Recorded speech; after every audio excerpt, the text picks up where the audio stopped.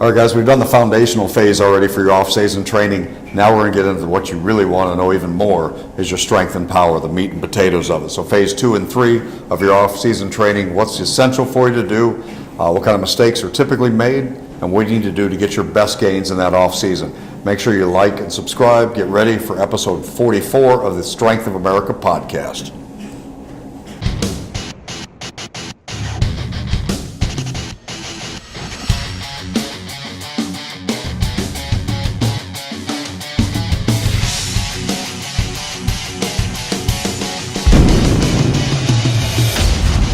Strength of America podcast. All right, guys, welcome back to episode 44 of the Strength of America podcast. Off-season training. You've probably already proceeded the first few weeks of your training, getting started, getting established with where you're at, finding out that foundation, making sure the movement, mobility, you're prepared to handle the stress. Now let's put some stress on it. So now once we get through that, how long do you normally look at that phase 1 going in before you jump into phase 2 and start progressing them into the strength and power phases? Oftentimes it's generally 4 weeks for each of these phases. I'll get kids again for 12 weeks like we talked about in our last podcast, and generally we'll take 4 weeks for that first foundation phase, getting a good base, and then when we go into strength and then strength and power, it'll be 4 weeks and 4 weeks. And sometimes people going through, they'll focus in on maybe a pure strength phase for the second phase, and the third phase maybe just a pure power phase. But really at my school I've kept it more of a strength and a strength power phase. Just my kids need to develop more raw strength, and then they can add some power development into that. We always have power, but it's not just only power focused. So yeah. Perfect. They do. Now, what are some of the basics? You're breaking down. We talked about kind of split routines or 4-day work routines. How many days a week do you transition and change when you're into that phase 2? What kind of days and how many reps, sets, basic exercise you're going to put into it? Yeah. So at our school, we're Monday through Thursday. Most of the kids have Friday through Sunday off. And most times after school, I'm not going to get a lot of kids on Friday. So I kept it more towards that Monday through Thursday, the meat of the week. So we'll go a upper body day to start off the week, lower, upper, lower. And really what I'm doing through there, and I've played around in the past of more of a 2-leg focus day and a single leg focus day, but oftentimes I'm going to have a 2-leg strength focus on one day as a primary, and then following that up with a single leg strength, so on and so forth. Just a little bit of tidbits there, but most of my reps and stuff are going to be more around that sets of 5s. We're trying to get 4 to 5 sets of 5. I really like to try to plug, if we can, for a 5x5, that old traditional kind of set and rep scheme there, just to allow them to get still some volume, but then still get some of that intensity. Again, I don't have a lot of kids that would do really well down below 5s too much.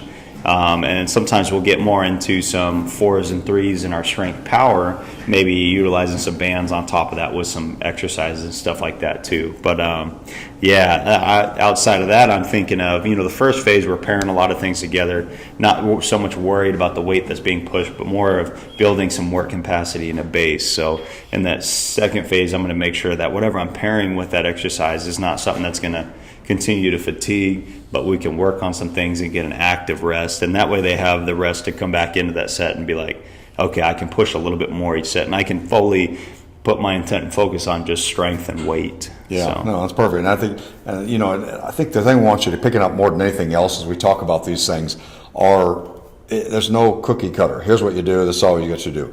You're off season. You may be a basketball player. You may be a volleyball player. Maybe lacrosse. Maybe football. Whatever it is. Badminton. You find your sport and what you're doing. You've got to find that. So that's the job of the strength coach at that point, with the initial phase of finding out where you're at, building the base, getting your joints prepared to handle the stress of what's coming. So we're talking in general. So if you have, say we're working with our football player or basketball or somebody coming into it and they're there, you've talked about trying to pair up. What kind of things do you pair up? What exercise or typical strength exercise that you use to pair up with?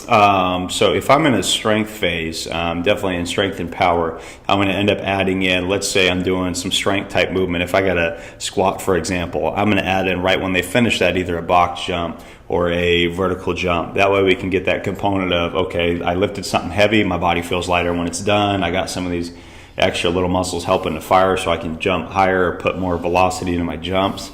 I'll pair things like that, and then I'll pair a stretch or something like that after to help keeping the body opened up and loose and working on mobility in between. And most of my stuff in that phase is going to be like a broad jump and a deadlift, a just pure vertical jump and a squat. As we get into phase 3 for the strength and power, that's where some of my shift focus is, and then I may be focused on a depth drop to broad jump with a deadlift. I may be looking at a continuous hurdle hops with our squats, and then a stretch in between. So that's really how some of the strength and then the strength power aspect comes of it. One from more of a static position, one to a more of a true plyometric. So, well, I think that's key, because I think so many times we think, weight room, that's all we're doing in that off-season time.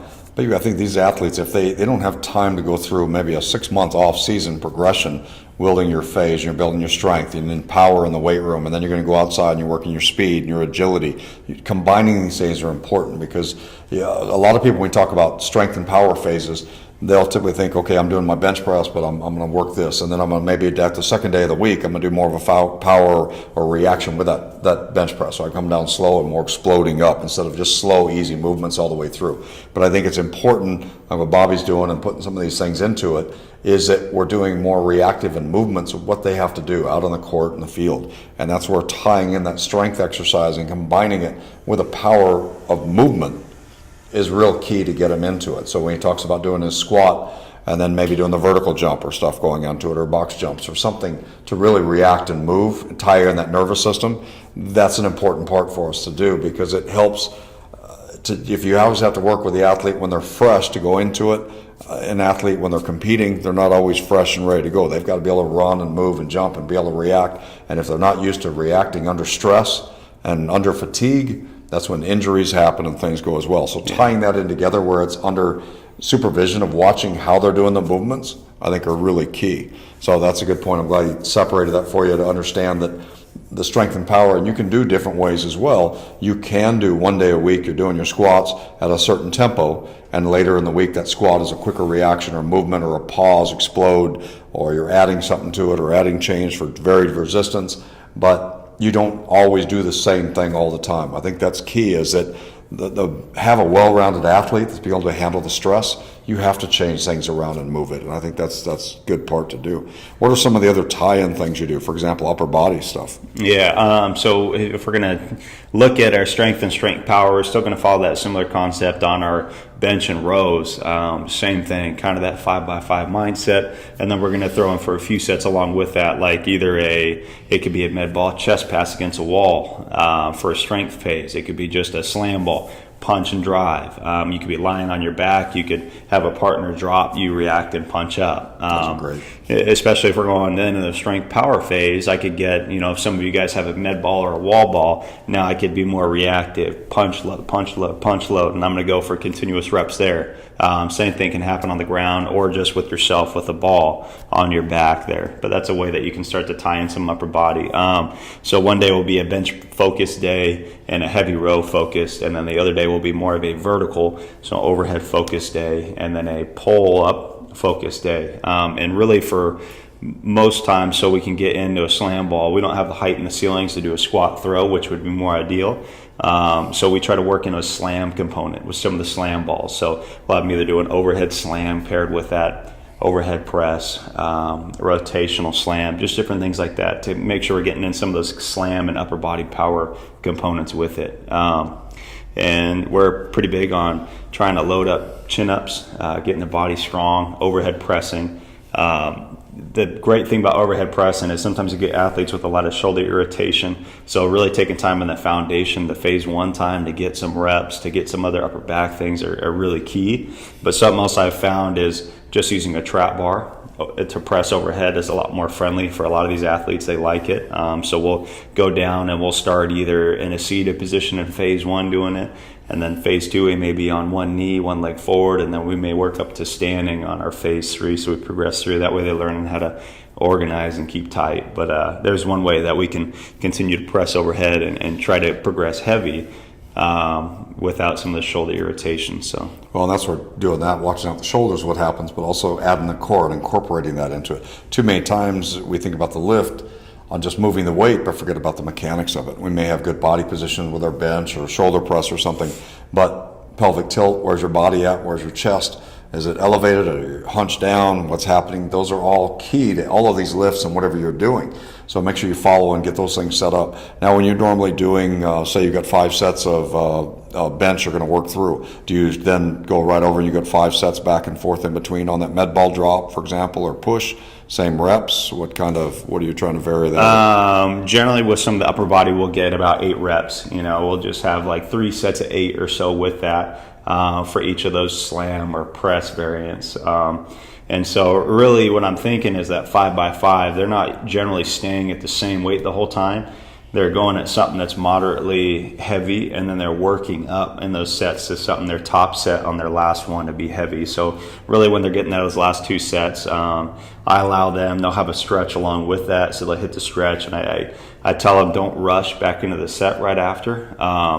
Make sure that you're, either if you have a group, spot those guys and then take your time around, or if you need to, take a brief moment to make sure you're fully rested. I'm not so worried about being on them on that point about you got to get right back on the bench. I want to make sure that they're putting the focus and intent on, if I get just a little bit more rest, okay, now I can press a little bit more, push a little bit more, or row a little bit more.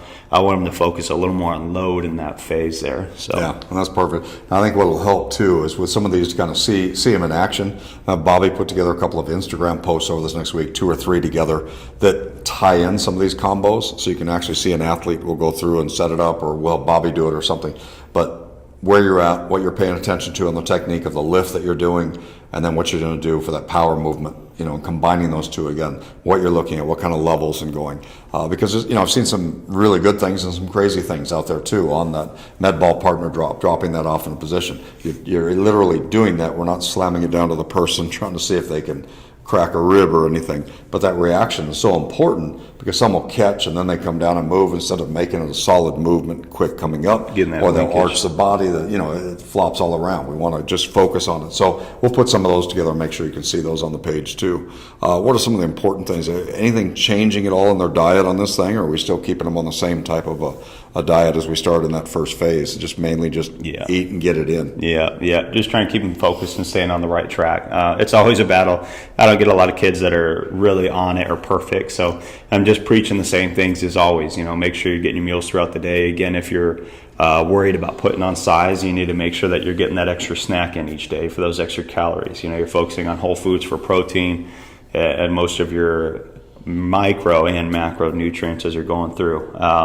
And it's still a constant battle of getting the skinny kid with goldfish and being nervous to put weights on the bar, and he wants to get bigger, but it's a constant battle of, okay, well, you got to make sure you're fueling, you got to make sure you actually have a protein in each meal, and you got to make sure that when you're stepping up to the bar that you're challenging yourself under load and you're not just doing the same light weight as you always do. So that's always a constant battle, just trying to get those good habits in and keeping consistent, because really not much to change unless you're really trying to either gain a little bit, lose a little bit, or maintain. It's just little tweaks here and there. So, well, I think the constant reminders you have in the weight room and helping them and asking questions in general with people so they're all hearing and seeing it makes a difference too, because they see who's performing.